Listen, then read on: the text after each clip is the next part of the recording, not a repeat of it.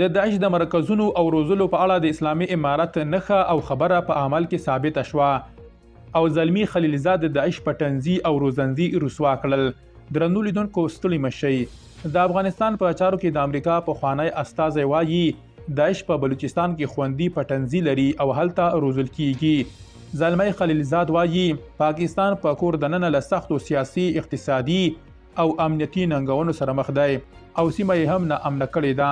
د افغانستان او سیمې په چارو کې د امریکا پخوانی استازي زلمی خلیلزاد د څلورنۍ یا چهارشنبې پر ورځ د وږي پر 21مه پر خپل ایکس پاڼه د پاکستان د وروستي سیاسي او امنیتي وضعیت په اړه لیکلي چې په بلوچستان ایالت کې د داعش وسلواله ډله خوندي پټنځي لري او هلته روزل کیږي.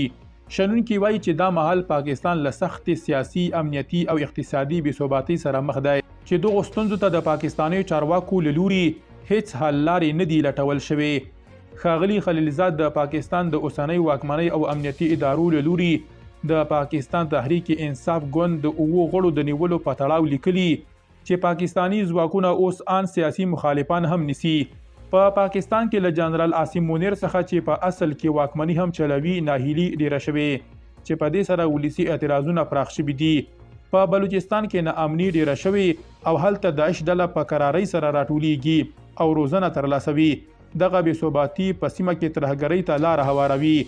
هغه وایي د پاکستان اقتصاد لا هم د پیسو له نړیوالې خزانې څخه خړوبېږي او په دغه هیواد کې ناسم حالت به په نورو تکیه لا ډیره کړي. زلمی خلیلزاد په امریکا کې راتلونکي نوې واکمنۍ ته وړاندیز کړی چې د پاکستان د شته واکمنۍ په اړه باید ارزونه وکړي چې پر کوم لوري روانه ده او بیا هماغسې دریځ غوره کړي. ښاغلی خلیلزاد د سپتمبر د 11مې په پلمه پوسټ کې د پاکستان د بد امنیتي، سیاسي او اقتصادي وضعیت په اړه څرګندونې داسې مهال کوي چې په خیبر پښتونخوا او بلوچستان کې ناامني تر پخوا ډیره شوې او د واکمنۍ پر وړاندې اعتراضونه په پراخېدو دي. درنو لیدونکو له ملتیا مو مننه.